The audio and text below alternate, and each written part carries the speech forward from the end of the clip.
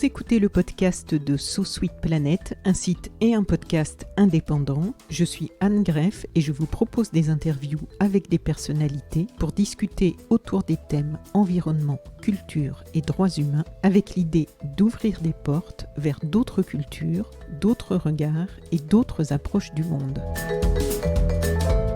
À l'occasion de la COP28 qui se tient du 30 novembre au 12 décembre 2023 à Dubaï, Arte propose une programmation spéciale dédiée aux gardiens de la forêt pour découvrir et comprendre les enjeux autour de ces espaces naturels uniques, les 5 dernières grandes forêts primaires du globe, en Amazonie, en Afrique, en Océanie, en Asie et en Amérique du Nord. Gardiens de la forêt, c'est une formidable série de 5 documentaires accompagnés d'un beau livre et d'une campagne d'impact. Il y aura donc une journée spéciale Gardiens de la nature sur Arte le samedi 9 décembre 2023 et les documentaires sont déjà visibles sur arte.tv.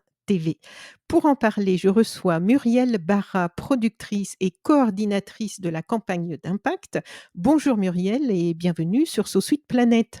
Bonjour Anne, merci pour l'invitation. Vous êtes actuellement en tournée, j'ai envie de prendre le mot habituel, même si peut-être qu'il n'est pas très adapté au contexte, dans le cadre de cette campagne d'impact avec ces 5 gardiens de la nature. Comment allez-vous et comment vont-ils?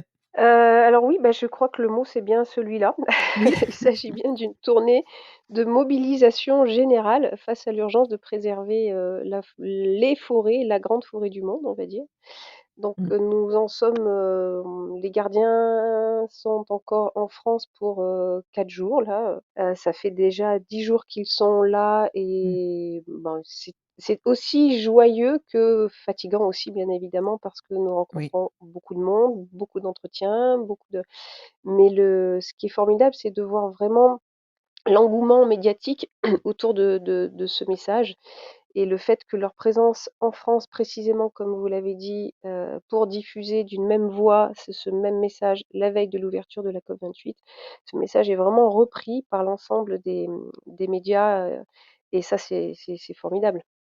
Parce qu'il faut bien comprendre que leur présence en France, qui est c'est-à-dire la présence de 5 ambassadeurs des forêts qui viennent de 5 continents différents, c'est vraiment historique.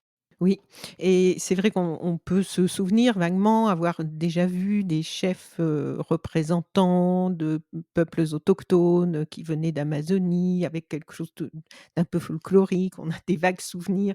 Là, en fait, on est obligé aujourd'hui de relier leur message qui pouvait nous passer peut-être un peu au-dessus de la tête, il y a encore quelques années, de le relier à nos à les menaces qu'ils vivent, aux menaces qui nous, menacent aussi, toutes les problématiques, aujourd'hui de, chute de la biodiversité, de réchauffement climatique. On voit dans ces 5 documentaires, on va en parler plus en détail, à quel point, enfin, on voit bien dans ces documentaires comment ces populations qui sont loin de nous sont aujourd'hui impactées par nos modes de vie et comment finalement notre impact que l'on a cherché à ne pas à invisibiliser, à ne pas vouloir regarder en face depuis pas mal d'années, aujourd'hui ça nous rattrape parce que voilà, tout est interdépendant et donc les conséquences, on les subit aussi de plein fouet. J'avais envie de vous demander, parce que je reçois régulièrement des informations sur les documentaires à venir sur Arte. Là, on est quand même dans une campagne d'envergure, on peut dire et j'avais envie de vous demander comment est né ce projet, 5 documentaires, un très beau livre et gros livre et une campagne d'impact. Je ne sais pas si c'est si fréquent que ça pour, la chaîne, franco-allemande? Non, non, non, ce n'est pas fréquent du tout. C'est même la première fois, en tous les cas, que ça se fait à ce niveau-là parce que, déjà beaucoup de chaînes ont fait des campagnes d'impact. Beaucoup de films ont été accompagnés en parallèle aussi par des événements. Mais Oui. à ce niveau-là d'engagement d'une chaîne sur cette volonté d'impact, c'est effectivement une grande première. Et pour vous expliquer rapidement l'histoire de tout ça, ça a commencé il y a, 7 ans au moment de la COP 21. Mmh. À l'occasion de laquelle, Mudije Kepanga, qui est donc le chef papou, a été invité, à Paris, pour, témoigner aux côtés de Robert Redford. En fait, il a été invité à l'UNESCO à la demande de Robert Redford, pour venir témoigner de ce qui se passait en Papouasie et à l'époque, en Papouasie, bah, la situation était assez préoccupante.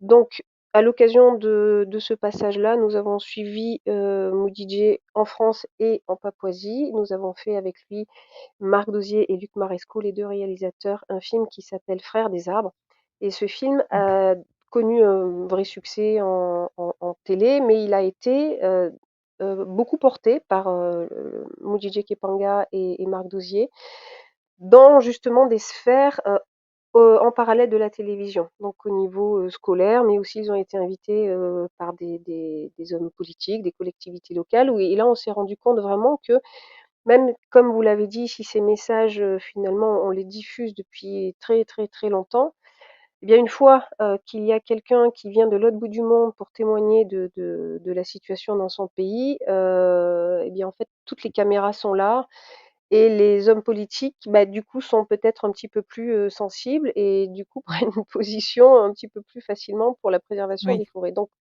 le on s'est rendu compte à ce moment-là qu'il y avait quelque chose de très fort qui s'était joué autour de l'accompagnement de ce film Mmh. et de fait, on a proposé à Arte de renouveler finalement cet exercice-là, mais de le faire de manière globale sur les 5 continents pour parler vraiment de ces 5, comme vous l'avez dit, possiblement dernières zones de forêt primaire.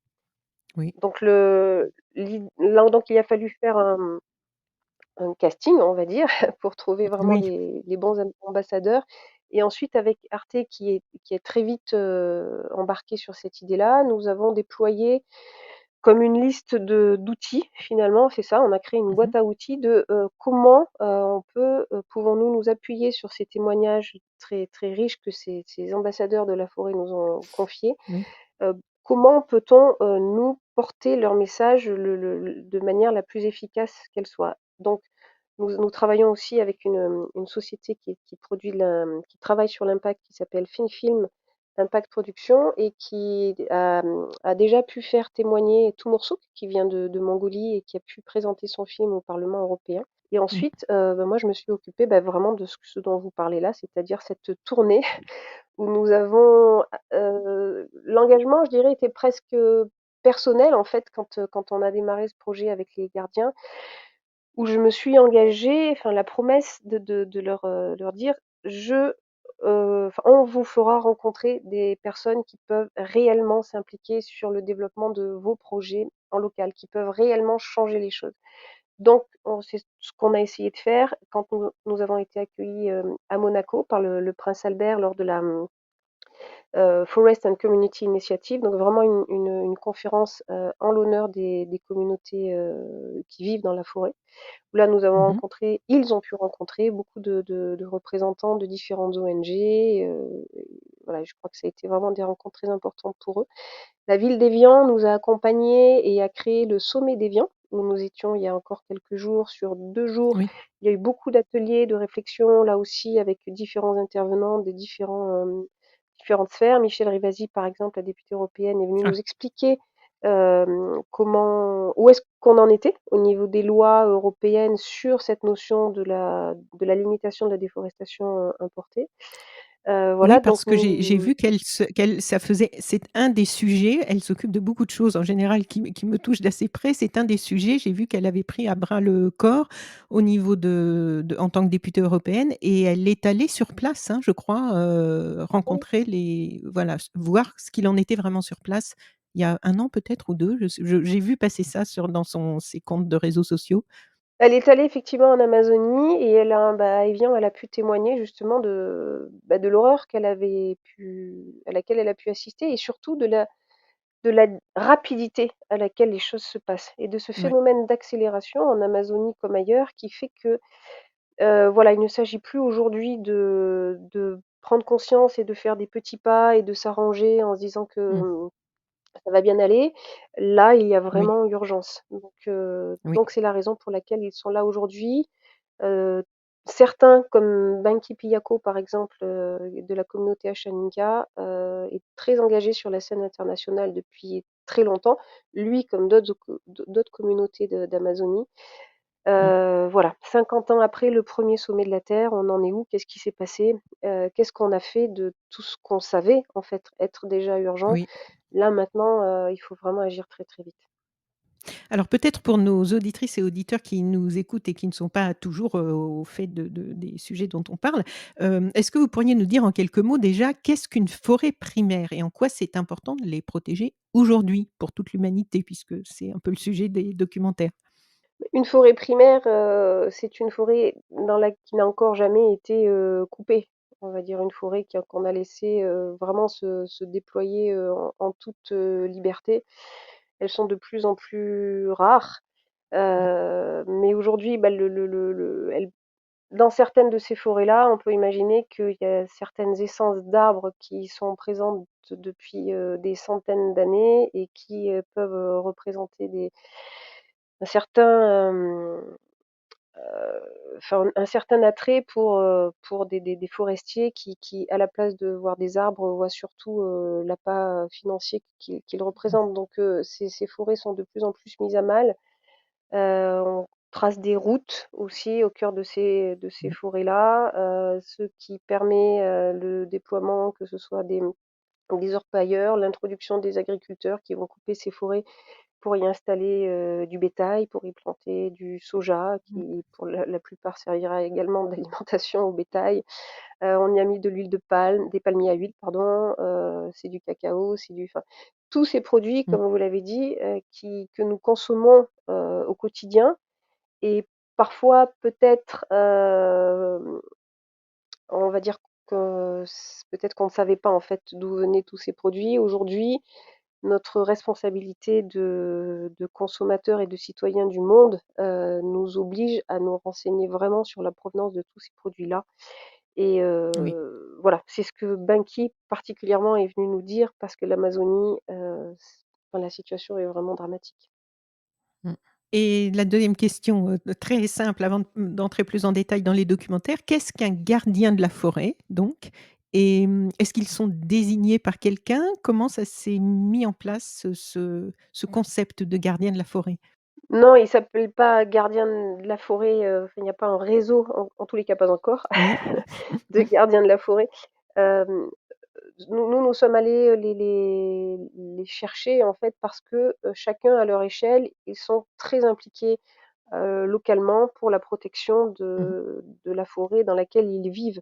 Ce sont vraiment, des Oui, gens qui vivent, de et par la forêt, que ce soit, souvent pour leur alimentation, pour leur, santé, pour s'habiller, pour se loger, enfin ce sont vraiment des gens, qui sont plus que connectés en fait, il Mudije Kepanga quand, vous le voyez habillé en avec ses habits traditionnels, il vous explique que tout ce qu'il porte sur lui, vient de la forêt et la forêt les soigne et la forêt les abrite et voilà, c'est un lien, bien évidemment, qui est aujourd'hui très, très loin de ce que nous, Européens, nous pouvons avoir avec la forêt.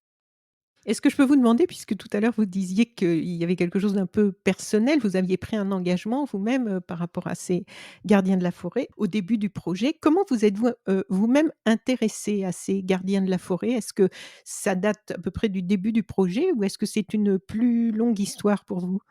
En fait, moi, j'ai créé la Tossiansu Production il y a, une vingtaine d'années et à cette époque-là, je suis arrivée dans ce milieu de manière un petit peu naïve, on va dire. Je connaissais personne mais j'avais juste, une profonde envie de faire des films, sur la préservation de l'environnement. À une époque où, bah, je suis devenue maman, où j'ai toujours, par mon histoire personnelle, été très sensible à la nature, à la préservation de la nature, où on Oui, commençait à nous parler, souvenez-vous, c'était il y a pas si longtemps que ça, mais a commencé à sortir à cette époque, il y a une vingtaine d'années, la notion de développement durable, mais oui. on nous parlait.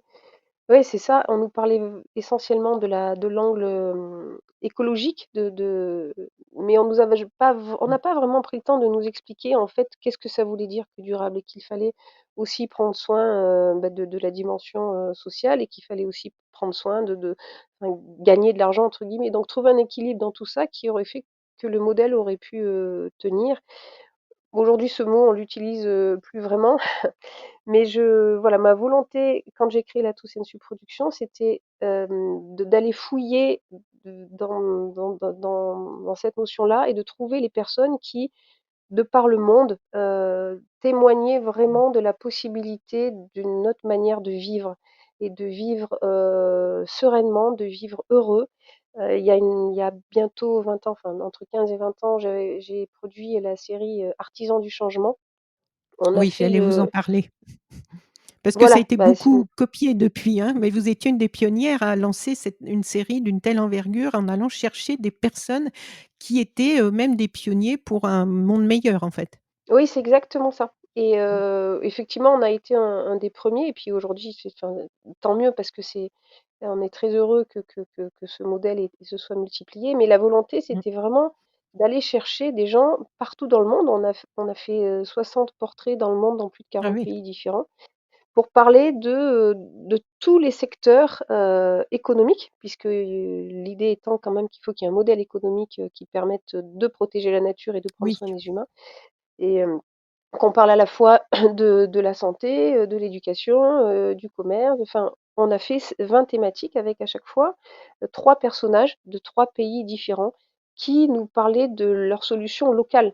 L'idée étant et ça aussi, depuis on a été, conscients, il y a un problème global, mais il y a des solutions, locales et donc oui, fort de ce travail qui a été, colossal, mais qui nous a vraiment portés, enfin moi et toute mon équipe pendant plusieurs années de production, bien après, on a bien évidemment continué sur ce sujet-là. De toute manière, c'est un ce sujet de la préservation de l'environnement, et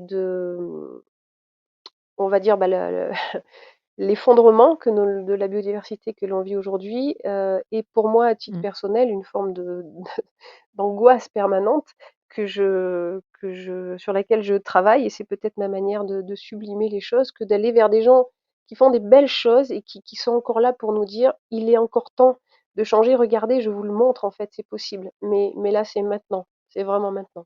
oui, c'est ça. Alors, ces quelques lignes qui accompagnent les documentaires sur le site d'Arte me semblent assez bien résumer l'esprit qui, je crois, a sous-tendu la réalisation de ces 5 documentaires. Donc, je cite: «Loin de folkloriser leur combat, Gardiens de la forêt nous invite à refaire, tant qu'il est temps, une place à leur vision du monde. À l'écoute de ces fortes personnalités, indissociables des écosystèmes qu'elles défendent, une reconnexion s'opère en rupture radicale avec la réification et la marchandisation de la nature devenue notre ordinaire». Est-ce que c'était un peu la feuille de route ça pour chaque, réalisateur? Parce qu'on sent bien cet esprit, cette ligne, au travers des 5 documentaires. Ouais, mais c'est ça, c'est le mot rupture est vraiment bien choisi, en fait, parce qu'on est précisément à l'heure de la rupture, en ce qui concerne la préservation de l'environnement et la possibilité du maintien de l'espèce humaine sur terre parce qu'en fait, on parle juste de ça, hein, concrètement. Mmh. Aujourd'hui, Oui, on n'est plus à l'heure des arrangements et des, petits aménagements entre nous. Il s'agit vraiment d'opérer une rupture radicale. Sinon, enfin, je vais vous prendre les rapports du WWF, du GIEC, tous ceux qui arrivent à peu près régulièrement tous les ans pour nous dire l'IPBES, tous les oui. ouais, c'est ça, qui nous disent, «En fait, on vous avait dit que c'était grave, mais c'est encore plus grave que ce qu'on vous a dit l'année dernière». Il y a, je crois, 3 ans, vous me dites si je dis des âneries, mais je crois que, c'était le WWF, en fait, qui faisait un rapport que si on ne changeait pas radicalement notre modèle, d'ici 3 Mmh. ans, on s'en allait vers quelque chose qui allait être gravissime et ce point a été, posé il y a 2 ans. Qu'est-ce qu'on a fait depuis?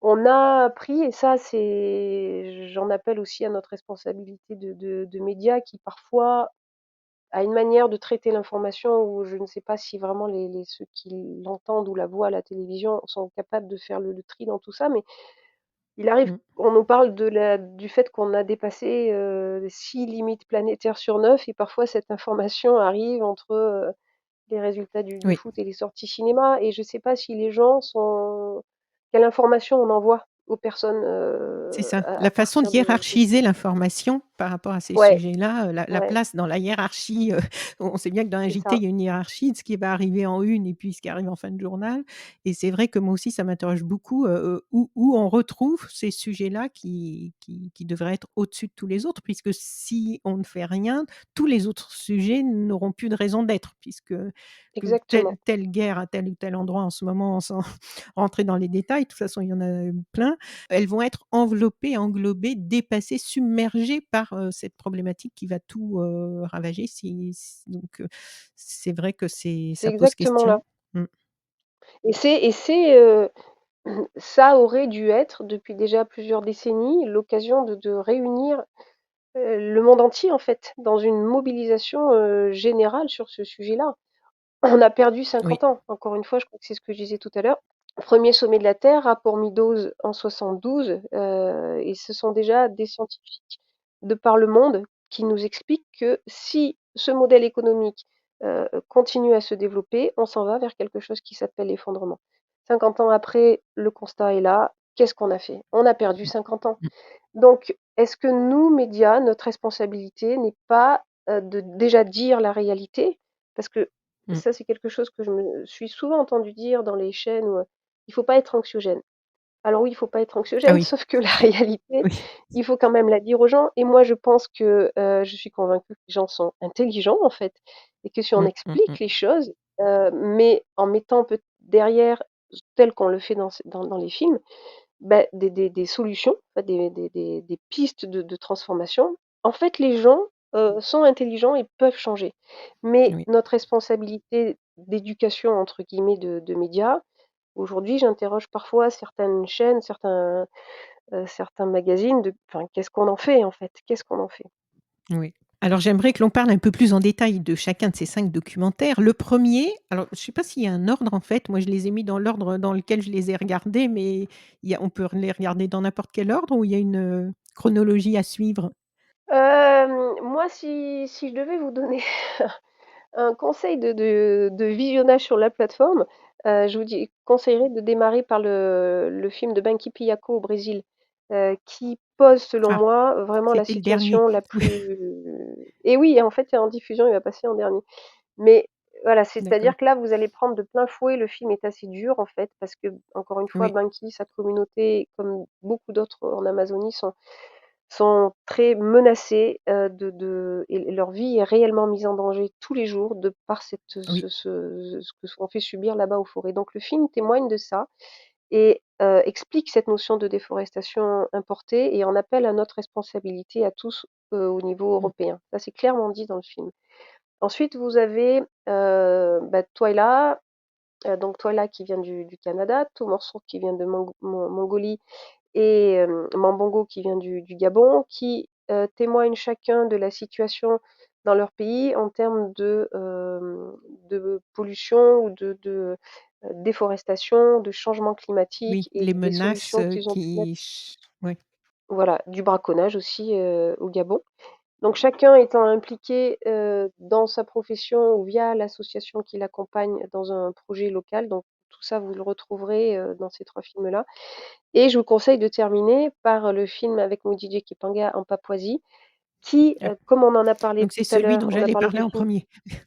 ah pardon, parce que ce film-là avec Mudijé aujourd'hui est comme la suite finalement du film Frères des arbres dont on a parlé tout à l'heure.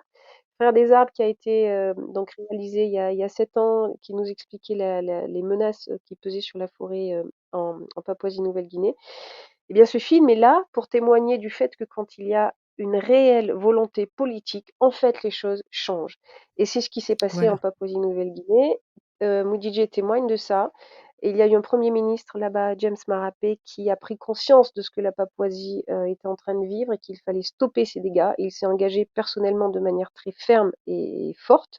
Et aujourd'hui, des solutions sont en place dans ce pays-là, si bien que la Papouasie est comme en passe de devenir un exemple de bonne gestion de ses forêts au niveau international. Ça, Donc voilà c'est un assez petit peu qui réjouissant, hein, je dois dire, oui. c'est assez réjouissant et ce message-là tombe plutôt bien finalement, à l'ouverture de la COP28 parce que finalement, le message est là. vous, les hommes politiques qui allez on veut réunir à Dubaï pour la COP 28, donc juste le chiffre qui nous laisse comprendre que, bon, là, il serait peut-être temps de s'y mettre quand même, quoi. Sachez que tout est entre vos mains, mais si vous avez réellement la volonté que les choses changent, en fait, c'est possible. Mais c'est maintenant. C'est ça que ce film Oui. nous dit. Et ça demande, comme il est bien mentionné dans le film aussi, une lutte, radicale contre la corruption. Donc c'est vraiment des combats très profonds, en fait, pour arriver à ces fins. À partir du moment où des personnes politiques, sont bien intentionnées par rapport à la problématique, on voit que c'est un travail de longue haleine et ça demande beaucoup de Oui, courage. exactement, oui. Non, non, ça demande une vraie responsabilisation de nos hommes politiques et effectivement lutter contre la corruption et des tas de facteurs qui probablement m'échappent encore, ça c'est sûr, mais voilà. On espère que ce message soit entendu jusqu'aux portes de Dubaï. Oui. Mais dans les faits, dans ce qu'on voit dans ce documentaire, de nombreuses exploitations illégales ont été fermées et des programmes de protection internationaux ambitieux commencent à offrir des alternatives concrètes aux habitants de la forêt. Donc ça, c'est quand même, en plus, ce qui est vraiment, super que ça se passe dans ce pays où vous aviez déjà tourné, c'est que ça vous a permis, j'imagine, de faire un avant-après, un bilan et de pouvoir réellement constater. C'est pas juste on vous dit que ça va mieux, vous avez des personnes sur place qui, peuvent témoigner en fait de réels progrès. Ah bah oui, oui, bien sûr, et Oui, surtout les communautés, en fait, les premières concernées, mais oui, c'est ça. heu, à qui on a laissé la gestion finalement de ces forêts qui leur Oui, appartiennent et qui arrivent aujourd'hui à développer des économies, heu, mais qui sont liées à la protection, de leurs forêts. Par exemple, ils peuvent accueillir des scientifiques qui vont venir faire, des inventaires, qui vont venir passer du temps dans leurs forêts. Tout ça, c'est de l'argent qui est versé aux communautés, qui leur permettent de développer, des écoles, des choses comme ça, en fait. On a Il y a un rapport, je crois, c'est la FAO qui disait que en fait, les communautés autochtones de par le monde, et c'est reconnu, sont le mieux placées pour gérer les forêts. oui. On Mmh, le sait, en fait. mmh, Je crois aussi que les communautés autochtones représentent à peu près 5% de la population mondiale, occupent à peu près 20% de ce territoire, mais oui. participent à la préservation de 80% de la biodiversité du monde, ce qui est absolument colossal. Donc, une fois qu'on a dit ça et si on a bien compris ce que ça veut dire, en fait, laissons-les faire. Laissons-les faire, rendons-leur leur terre, rendons-leur leur forêt, et c'est à eux à nous dire de quelle manière il faut les gérer et les préserver. Alors, il y a un documentaire qui s'intitule, «La forêt qui soigne». Là, c'est au Gabon, je vais lire le petit résumé. Chef reconnu, praticien et homme médecine, inquiet face au braconnage qui pille les richesses de la forêt primaire du Gabon, Hilarion Kassa Moussavou Mambongo souhaite recréer le lien fragile entre l'homme et la nature par la pratique d'une cérémonie longtemps tenue secrète, le Bwiti. Au-delà de ce rôle de gardien spirituel, Mambongo veut désormais s'engager dans la préservation des ressources et de la forêt. Aux quatre coins du pays, il part à la rencontre d'acteurs locaux, de communautés et de porteurs d'initiatives pour s'initier à ce rôle de défenseur qui lui semble désormais indispensable. Alors là, on est dans les forêts du bassin du Congo, des forêts que l'activiste et prix Nobel de la paix kényane Wangari Maathai défendait aussi ardemment. Cette forêt suscite de nombreuses convoitises. Elle s'est beaucoup, battue pour ça, puisque son prix Nobel de la paix était aussi pour, une action pour l'environnement et qui s'est retrouvée être une action pour les droits humains, puisqu'elle aussi a dû combattre, beaucoup les problèmes de corruption, pour, protéger ces forêts. Donc cette forêt suscite de nombreuses convoitises et les intérêts financiers écrasent bien souvent ce qui est précieux pour Mambongo et pour nous tous aussi, même si on a du mal à en prendre conscience. Qu'est-ce que l'on peut en dire de ce documentaire et de ce qui le distingue peut-être des autres films? Alors c'est marrant que vous parliez de Wangari Maathai, elle a fait partie de nos artisans du changement. Ah, Nous avons eu la grande chance de pouvoir la rencontrer, ouais, il y a 17 ou 18 ans. j'étais très, très fan. Alors J'ai lu tous ses livres ouais, ben et ouais, vraiment c'est oui. belle femme, ouais, et Mmh mh. bah, oui, le bassin du Congo, on le sait, enfin toutes les images qui nous viennent de là-bas sont assez terribles. Après, Oui, le Gabon, la situation du Gabon n'est pas la situation, du Congo. Il y a voilà, il y a, 11 parcs nationaux, au Gabon, il y a une vraie volonté politique de préserver, ces forêts.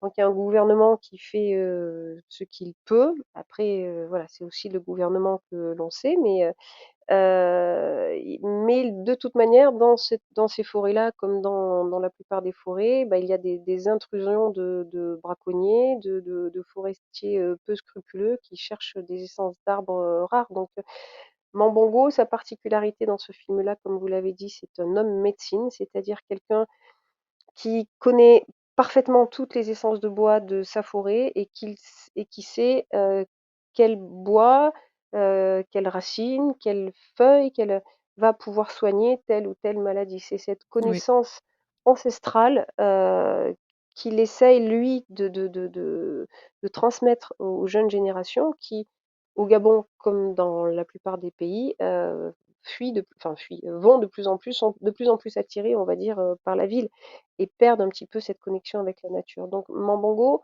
son travail, son projet en tous les cas, c'est de construire cette école de la forêt qui va ramener, les jeunes et moins jeunes, mais à la connexion à la nature. Et pour lui, tout ça passe par, comme vous l'avez dit, par la cérémonie du Bouti, durant laquelle il utilise la plante de l'iboga, qui est une plante aussi qui est énormément convoitée, dans ce pays. Donc lui, sa mission, elle est de replanter aussi cet iboga qui est l'ingrédient, on va dire, essentiel à la cérémonie Bouti. oui. Alors, ce qui est intéressant aussi, c'est que pour chaque forêt primaire, enfin chaque documentaire consacré à quelqu'un dans une de ces forêts primaires, on découvre les spécificités des lieux et aussi ce qui les menace. Donc, on déforeste, on pille, pas toujours pour les mêmes raisons. Il y a l'exploitation du bois lui-même, souvent pour l'exportation, mais aussi les besoins de terre, comme il est rappelé dans les documentaires, pour la culture, entre autres du soja, pour nourrir les élevages intensifs, souvent en Europe par exemple. Et il y a aussi le pétrole, ce qui nous amène au documentaire au Canada, La voix des ancêtres. Je lis le petit résumé. En pleine forêt boréale canadienne, la jeune Twila Edji Masusumi est une militante active et respectée par sa communauté d'aînés. Jeune recrue des gardiens de la Terre, donc là c'est une femme cette fois-ci, et un peu Mmh. plus jeune, jeune recrue des gardiens de la Terre qui se battent pour la cause amérindienne et pour la défense des Premières Nations du Canada depuis plus de 50 ans. Elle dénonce les dégâts écologiques et culturels que les grandes compagnies pétrolières et minières leur imposent sur leur territoire. Sur les traces des premiers combattants, Twyla souhaite activement faire retrouver à la nouvelle génération leur lien ancestral avec la forêt. Et ce documentaire est passionnant aussi parce qu'on y voit bon, cette jeune femme, Twyla, mais aussi sa tante qui a été elle-même déplacée, si j'ai bien compris, par une compagnie pétrolière et qui est aussi la première femme autochtone élue au Parlement canadien. Donc elles font aussi progresser concrètement, on peut dire, leur cause, hein. C'est vraiment du travail de terrain, du travail de fond, mais qui amène des résultats de grande envergure quand même. Oui, en fait, eux, elles sont impliquées, comme vous l'avez dit, dans l'association Les Cachots-Gottinés, donc des gardiens de la terre. Mmh. Alors, oui, Twyla est la plus jeune, femme gardienne de la terre et avec sa tante Ethel qu'on voit dans le film qui Oui, l'amène même sur les lieux où se sont imposées les raffineries il y a très longtemps. Elles devaient rester seulement quelques années et puis elles sont toujours là et elles continuent à polluer les sols, elles continuent à polluer l'eau les et rivières, la oui. mission ouais, c'est ça et donc la mission de ces gardiens de la terre, c'est par exemple par rapport à l'eau, de faire régulièrement des prélèvements Oui, et de pouvoir les analyser et de pouvoir concrètement témoigner du fait que leur eau est polluée. Donc ce qui fait que ça procure des maladies, en cascade aussi dans la communauté. mmh, L la toutes les terres sont polluées, voilà, ils essayent concrètement au quotidien de faire connaître les pollutions dues à l'implantation de ces raffineries. Là-bas aussi, vous savez qu'il y a, les forages pour les minerais, on cherche du gaz de schiste. Enfin, je crois qu'au Canada, il y a vraiment aussi une détérioration des on parle peut-être pas de déforestation, mais peut-être plus de détérioration, en fait, de la forêt par rapport à la recherche de toutes ces énergies-là et on a déplacé des communautés qui ont même, pour certains, enfin, pour tous en ce qui concerne, la communauté de Twyla, vécu des heures très difficile à l'heure des pensionnats où les ah enfants ont oui. même été arrachés aux communautés, à leur culture pour leur imposer un mode de vie, plus occidental, on va dire et c'est aujourd'hui tout le travail aussi que mène Twyla et sa communauté, de ramener, ces jeunes à leur culture ancestrale et ça rejoint un petit peu ce qu'on disait tout à l'heure avec Mambango, de les ramener à ces savoirs et à la reconnexion, avec la nature donc Twyla et ses sa communauté organisent pour cela des camps où ils prennent des jeunes enfants, adolescents, ils vont passer plusieurs jours avec eux au cœur de la forêt pour leur apprendre tout ça et ça, c'est un travail de très, très longue haleine Et c'est et beau, vous hein, savez, je pense cet engagement, ouais. oui, non, non, je disais pardon, mais je crois qu'enfin, que ce soit l'expérience de Twyla, enfin de tous peuvent faire écho à ce qu'on vit aussi, chez nous, en fait, hein, Mmh. parce que alors, les peut-être, la disparition de la forêt est quelque chose de moins édifiant chez nous, mais la forêt en France et en Europe en général, bah, elle est pas non plus en très grande forme et ce principe de déconnexion de la nature, bah, c'est quelque chose que, enfin ma génération et encore plus, celle qui arrive, vit complètement donc j'espère que leur témoignage fera aussi écho à ce qu'on vit. Oui, donc ce documentaire, Mongolie, la vallée des ours. Je lis le petit résumé là aussi, mais ça, il est vraiment exceptionnel aussi ce documentaire. Timur Soukjal est le directeur de la zone préservée de la taïga rouge. Aujourd'hui refuge d'une biodiversité unique, ce parc national créé en 2014 a pourtant été le terrain de pillage déraisonné dans les années 1990. Pour préserver sa forêt natale, sur laquelle le changement climatique fait planer une nouvelle menace, Timur est contraint de s'opposer aux traditions des communautés de nomades chasseurs. Décidé à faire respecter la loi et à changer les mentalités, il engage des gardes forestiers parmi ces populations, même parmi d'anciens chasseurs, ce qui est assez étonnant de suivre tout le travail qu'il fait avec eux, et il dialogue inlassablement avec elles. Alors ce documentaire, il est un peu plus long que les autres, il est magnifique en termes d'image et d'émotion, bon, ils sont tous magnifiques et il nous permet bien aussi, au travers des différents avis d'habitants, de prendre conscience des difficultés qui sont liées au fait de vouloir protéger la faune, la flore et on voit que c'est pas facile de concilier les intérêts des animaux, par exemple, et les intérêts des humains, de réussir à protéger ces animaux sans que cela ne soit au détriment des humains et de leur mode de vie, ce qui n'est pas toujours abordé, lorsque l'on aborde le sujet, sensible des zones protégées. Et là, je trouve que c'est amené très finement tout ce que ça apporte effectivement de difficultés, de contradictions, d'intérêts contradictoires, y compris au sein d'une même population. Alors oui, alors La Vallée des ours, donc ce film de 90 minutes, comme vous l'avez dit, qui est plus long que les autres dans sa diffusion qui sera, faite là sur Arte, le samedi 9 décembre. En fait, c'est le seul film dont le pour lequel on a fait une version longue de 90 minutes. Au Mmh, départ, quand, Hamid Sardar, le réalisateur, a écrit le scénario, son objectif était, comme pour les autres films, d'aller témoigner de l'engagement de Too Morsook sur le terrain, de son implication au quotidien en tant que directeur de la zone préservée de la taïga rouge. Pas oui. plus, j'allais dire, entre guillemets. Et puis il s'est trouvé Mmh. que quand il est parti en tournage, eh bien, il y a des ours qui se sont invités sur le tournage, qui n'était bien évidemment pas prévu, et que la présence de ces ours dans le village de Toumoursouk témoigne en fait de tout ce que ces animaux-là, au titre de réfugiés climatiques, en fait, parce que c'est ça. Qu'est-ce qui Oui. fait qu'ils en sont arrivés là?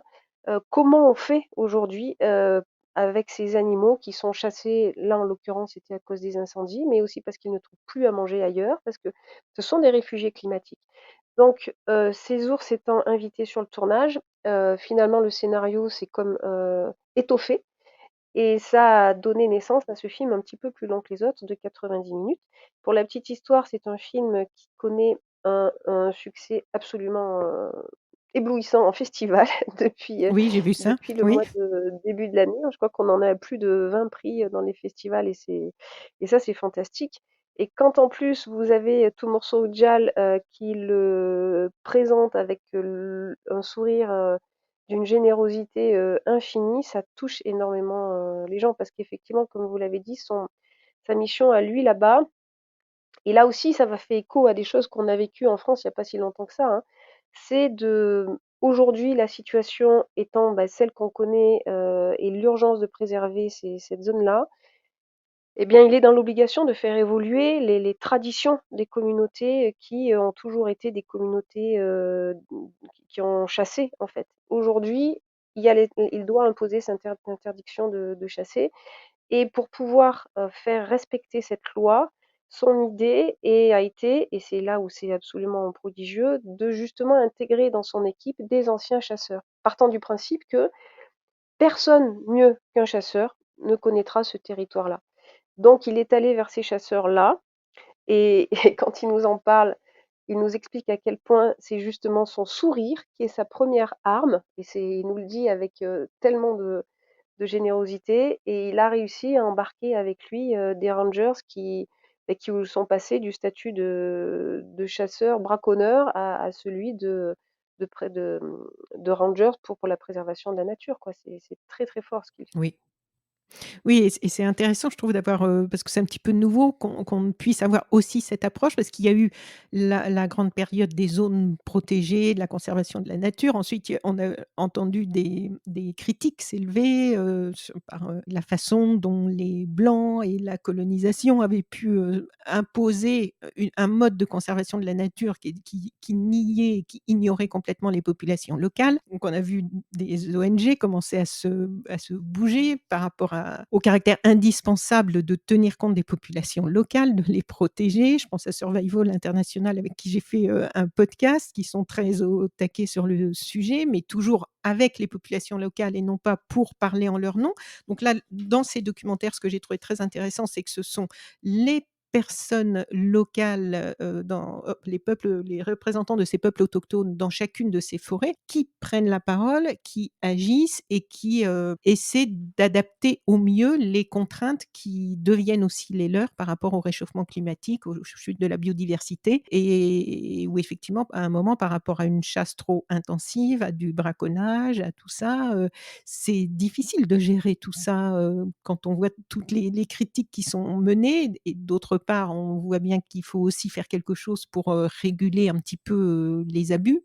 Bah, oui, oui, oui, bien sûr. Enfin, là aussi, ça rejoint un petit peu ce qu'on disait tout à l'heure. Alors à une autre échelle, bien évidemment, mais ce qu'on disait tout à l'heure, nous aussi, dans les années 70, il y a des parcs, nationaux qui sont arrivés en France et on est arrivé en disant: «Bah, en fait, maintenant, ces zones-là, c'est terminé. On n'y chasse plus, on ne cueille plus, on ne fait plus ça parce qu'il est urgent de ne plus toucher à ces zones-là».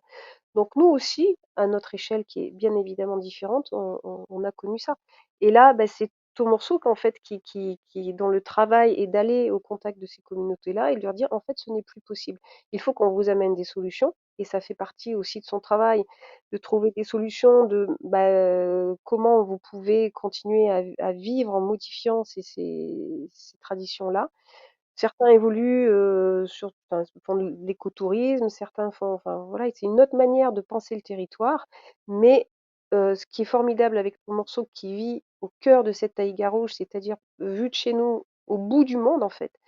Tout Morsouk a parfaitement conscience que son travail, bénéficie, au monde entier en fait et de sa responsabilité et de son devoir de protéger la nature. C'est une leçon de vie qu'il nous donne. Parce que Oui. comme il nous le dit, moi je ne peux rien contre le changement, climatique en Afrique. Par contre, je suis ici en Mongolie et j'ai le devoir de protéger cette zone-là.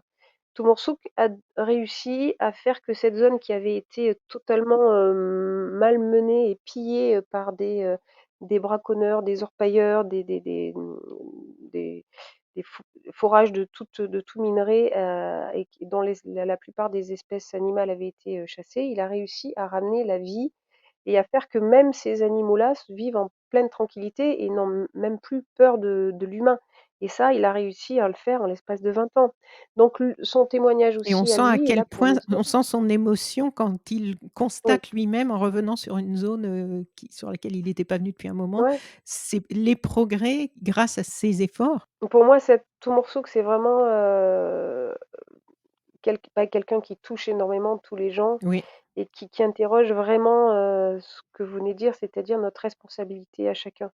Cet homme-là, encore une fois, qui vit au fin fond de la Mongolie, qui se met dans des situations, vous le voyez dans le film, hein, où il met vraiment sa oui, vie en danger parce qu'il s'impose d'agir et de faire tout ce qu'il peut pour la préservation, hein, du vivant, pour moi, c'est vraiment une leçon de vie.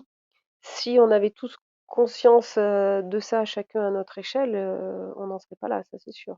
Oui, et il y a la scène avec ces 2 jeunes ours là qui ont traversé la Sibérie russe et où Timoursouk dit que c'est la première fois qu'ils sont face à ce problème. Il explique que ce sont des réfugiés donc du changement climatique. À cause des feux de forêt en Sibérie, ils ne trouvent plus de quoi vivre et il y a une scène où ils les poursuivent à cheval et en voiture pour réussir sans leur faire de mal à les mettre dans des cages en fer pour pouvoir les remmener dans une zone, où ils ne se feront pas tuer par les humains. C'est vraiment très émouvant, c'est vraiment très beau parce qu'il y a cette nature aussi qui est très puissante. Ces oursons-là, bah, qui forcément auxquels on s'attache parce que des oursons déjà, c'est quand même, Ouais. on s'attache plus facilement, c'est sûr, malheureusement qu'à d'autres animaux qui sont un peu moins, qui nous touchent un peu moins. J'ai vu dans les remerciements au générique de ce documentaire le nom de Sabah Rahmani que j'avais interviewé, pour un podcast de So Sweet Planet par rapport à une collection qu'elle a, Voix de la terre qu'elle a lancée, sur Actes Sud et c'était un super, podcast, non pas de mon fait, mais par rapport à toute la richesse de ce qu'elle a pu y dire et c'est un podcast qui ne cesse d'être écouté. Est-ce que vous pouvez nous dire quelques mots sur Sabah Rahmani, sur son intervention et sur les personnes peut-être qui ont gravité autour de ces documentaires qui sont des personnes de qualité visiblement, qui ont permis d'avoir quelque chose d'aussi juste?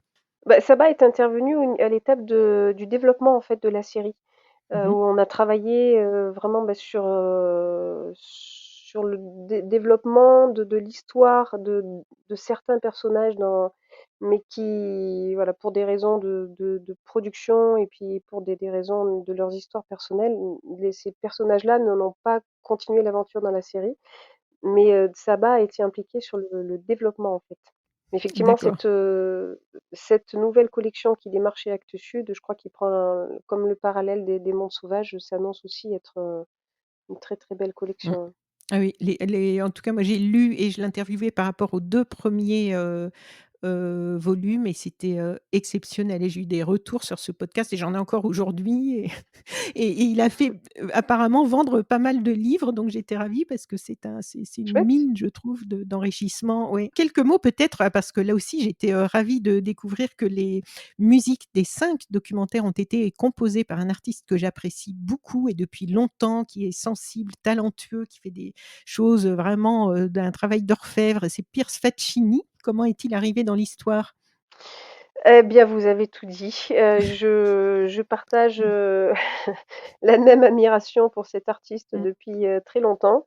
Et quand on était, bah, en train d'écrire les films, j'ai eu la chance de pouvoir, assister à un de ses concerts et je suis tout simplement allée le voir en lui disant: «Bah, je suis fan quoi, est-ce qu'on pourrait travailler ensemble?» Parce que, bah, on entend bien de toute manière dans ses compositions, c'est ce qu'il écrit qu'on est Mmh. bien sur les mêmes thématiques et Pierce a accueilli le projet avec un engagement total et effectivement ça mérite d'être souligné parce que la musique qu'il nous offre dans ses films et vous avez tout à l'heure parlé de la séquence, où on va attraper les ours, là Oui, c'est un morceau de Pierce qui est absolument, merveilleux. Donc Pierce oui, oui. a composé, pour les 5 films et juste le film sur la Papouasie-Nouvelle-Guinée où un autre compositeur, Julien Revel Anderson, a également composé, des morceaux. Mais Mmh. sinon, Pierce Faccini a composé pour les 5 films, ouais. C'était un très joli travail avec le grand regret, aujourd'hui que, bah, ses obligations de sa propre tournée à lui font qu'il ne pourra pas rencontrer les 5 gardiens. Ça, c'est bien dommage. Ah, eh oui, pas facile de faire se croiser tout ce monde, Les artistes. oui. Quelques mots alors peut-être sur le livre, le beau livre? Le livre ouais, le beau livre coédition, Arte, Le Seuil, qui est vraiment, bah, le complément, on va dire, à la série documentaire dans lequel vous retrouverez c'est un beau livre, hein, un livre assez épais. Vous retrouverez, bah, Oui. toute la présentation à la fois des 5 personnages de la série, de leur forêt, Mmh mh. des menaces, qui pèsent, aussi sur elles. Donc ça, voilà, ça c'est, Oui. si vous avez aimé la série, je vous conseille fortement d'acheter le livre qui va avec. Le beau livre, Gardien de la forêt, je sais plus combien c'est de pages, mais il est quand même assez épais et plutôt destiné à un public, adulte, on va dire. Mais, Le Seuil Jeunesse a également fait un livre plus pour les enfants Ah oui? et D'accord. là aussi vous retrouverez les personnages mais avec, bah, des dessins et puis des textes beaucoup plus adaptés au jeune public. D'accord. Est-ce qu'on a quelques dates encore, à rappeler? Le podcast, on est le 29 novembre au moment de l'enregistrement. Le podcast va être en ligne d'ici cette fin de semaine. Est-ce qu'il restera quelques dates pour rencontrer les gardiens de la forêt pendant qu'ils sont encore sur notre sol ou pas? Alors si le podcast est diffusé, par exemple vendredi matin, Mmh. sachez que vendredi soir, donc ce sera le 1er décembre, à la Gaîté Lyrique, vous aurez sur le plateau, Mambongo, Jérôme Bouvier qui est le réalisateur de son film et Yann Guignon qui est le directeur de l'association Blessing of the Forest qui accompagne, Mambongo dans ses activités. Mmh. Et Luc Maresco, qui est le réalisateur du film, avec Benki Pillaco, donc au Brésil, pour une soirée Twitch, pour la chaîne Twitch d'Arte, Mmh. voilà, ou l'inverse, pardon, je sais pas. Oui. Donc ça, voilà, je vous invite à venir, les retrouver à la Gaîté Lyrique et si vous pouvez venir le samedi à la Gaîté Lyrique, ça se passe, bah, à peu près pendant toute l'après-midi et la soirée, où vous retrouverez à la fois, dans le hall, beaucoup d'associations, qui œuvrent pour la préservation des forêts où vous pourrez les rencontrer et découvrir leurs activités et comment les soutenir surtout. D'accord. Le À 17h30 je crois samedi, vous aurez la diffusion du film sur la Papouasie, en présence bien sûr de Mujidji Kepanga et à 19h samedi à la Gaîté Lyrique, nous aurons pour la dernière fois en France, la présence des 5 gardiens et là ce sera une discussion libre, une conférence inversée Mmh. avec le public, qui pourra vraiment, pour la dernière fois, leur poser toutes les questions qu'ils souhaitent. Donc je vous conseille vivement de venir. D'accord. Pour terminer, est-ce que vous êtes, satisfaite puisqu'on va toucher à la fin de cette campagne, d'impact, des contacts qui ont pu être pris? Est-ce qu'il y a des portes, qui s'ouvrent, qui vont s'ouvrir? Je sais qu'il y a eu une rencontre à l'UNESCO aussi avec des scolaires, peut-être avec des politiques. Est-ce qu'on peut avoir un petit peu une idée des petites graines que vous avez semées, de ce qu'on peut espérer voir, sortir de terre? Alors la rencontre à l'UNESCO, elle a eu lieu, lundi. Oui, Là, on est lundi. mercredi, je Oui, crois. c'est ça. Donc voilà, à l'UNESCO, il y avait, bah, la grande salle de l'auditorium de l'UNESCO était remplie de jeunes entre 13 et 18 ans, c'est-à-dire, à peu près 1000 élèves et il y en avait autant, en Zoom, dans le réseau des écoles associées de l'UNESCO, donc il y avait près de 2000 élèves là face à eux, ça c'était assez chouette. Waouh! Mais oui, pas au qu'on que ce soit à Monaco, que ce soit à Évian, à l'UNESCO, enfin ils par de par les différentes rencontres qu'ils font aussi même, chacun dans leur planning personnel sur Paris avec d'autres personnes, oui, il est certain qu'ils auront rencontré des personnes qui auront été sensibles, à leurs activités, à leurs projets qu'ils mènent sur place et que alors il est peut-être encore trop frais pour en parler, c'est sûr, mais d'ici quelques semaines, on pourra, je pense, avoir vraiment, un retour sur, comment ils vont pouvoir, bénéficier de toutes ces rencontres. Je sais que certaines ont été d'un niveau et d'une qualité, vraiment très riche, donc je pense vraiment qu'il y a des choses qui vont se passer pour eux de manière, locale pour le développement de leur projet personnel et ça, c'est très bien, mais aussi, Mmh. à un niveau peut-être un petit peu plus, politique, législatif, on va dire, sur la prise de conscience de l'urgence de vraiment, préserver ces forêts et qu'il va se passer des choses. Donc il est peut-être encore trop tôt pour en parler, mais encore une fois, s'ils sont tous réunis en France aujourd'hui, c'est dans cet objectif de l'ouverture de la COP28. Tout morceau, comme on l'a dit, est déjà intervenu au Parlement européen. Voilà, il va se passer des choses, c'est certain. Leur implication, portera ses fruits, j'en ai aucun doute. Oui, j'ai vu qu'il y avait eu une couverture presse assez importante en préparant cette interview. J'ai vu un extrait du JT TF1 du 20h. Donc là, ça touche quand même un large, public. Ça permet de faire, connaître, aussi au-delà des rencontres qui sont indispensables de personne à personne et de toucher par les médias aussi, faire passer le message un peu plus largement. Ah ouais, on a eu, bah, TF1, BFM, M6, bah, on a fait la couverture du Parisien, ils ont été, puis ça continue, RTL, enfin, vous, Mmh cet mh. après-midi, là, je les rejoins à RFI, puis on va passer à France Oui. 24 et puis, demain à nouveau sur le plateau d'Arte pour 28 minutes, enfin toutes les chaînes et Ah, c'est ça qui est ouais, très bien. fantastique. On sent qu'il y a vraiment, une union, des chaînes de télévision, des radios, des journaux, sur cette même urgence-là. Donc, ça rejoint là encore ce qu'on disait tout à l'heure sur la nécessité des médias vraiment de prendre position et qu'il y ait un tel engouement, sur ce message qu'ils sont venus transmettre au monde quelque part, c'est prodigieux. C'est vraiment, Oui, ouais, on est vraiment et puis ils sont très, très, très honorés de ça aussi, vraiment. oui. Bon, et ben, nous aussi, on est très honorés et moi, j'étais ravie, Muriel Barra, productrice et coordinatrice, directrice de cette campagne d'impact, qui êtes dans les vraiment à l'origine de tout ça. Je suis ravie d'avoir pu, partager, enregistrer, relayer votre, parole pour, faire connaître ce très beau projet. Ça va rester en ligne combien de temps sur le site d'Arte? Assez longtemps, j'espère? Alors ça, c'est formidable, oui, vous pourrez retrouver les films jusqu'en 2027. Ah, très Alors bien. vous avez le temps de les voir dans le détail et ça Voilà. c'est je souligne aussi cet engagement de la part d'Arte qui justement dans le Mmh cadre de mh. cette campagne d'impact va laisser les films en diffusion libre pendant vraiment très, très longtemps. Donc ça c'est formidable. Très bien. Bon, bah, ça, c'est une bonne nouvelle parce que moi, comme les podcasts aussi circulent et sont Mmh. partagés et du coup, ça dure pendant des mois, même quelquefois 2, 3 ans plus tard, il y a encore des gens qui tombent sur les podcasts et recherchent en ligne les vidéos ou les livres ou tout ça. Donc, c'est toujours une bonne nouvelle quand on sait que ça va rester accessible et qu'on peut aussi contribuer à ce que ça fasse un travail dans le temps. Parce que là, on est dans l'urgence et on a besoin de temps pour parler de l'urgence. Voilà. Un grand Merci merci beaucoup Anne Muriel pour pour cette votre invitation. temps parce que je sais qu'il est précieux et que vous avez un rythme très, très chargé. Donc merci beaucoup d'avoir pris le temps de répondre à tout ça. Je pense que ça fera plaisir à Merci tous beaucoup. les gens qui écoutent So Sweet Planet. Merci, bonne C'est très continuation gentil. Merci à vous. et à bientôt, Bonne j'espère. Au continuation revoir. aussi pour la suite des podcasts. C'est gentil, à Mmh. bientôt Anne, merci. Chères auditrices, chers auditeurs de So Sweet Planet, si cette interview vous a plu, vous pouvez maintenant soutenir mon travail sur Patreon. Je vous rappelle que je réalise seule tous les contenus des podcasts et du site internet sosweetplanet.com et je suis indépendante. Vous trouverez le lien vers mon Patreon dans le texte de cet épisode. Vous pouvez cliquer sur le lien, vous accéderez à la page du Patreon de So Sweet Planet sur laquelle je vous explique pourquoi j'ai besoin de votre soutien et vous pourrez voir un petit peu comment ça se passe, donc n'hésitez pas, à tout de suite.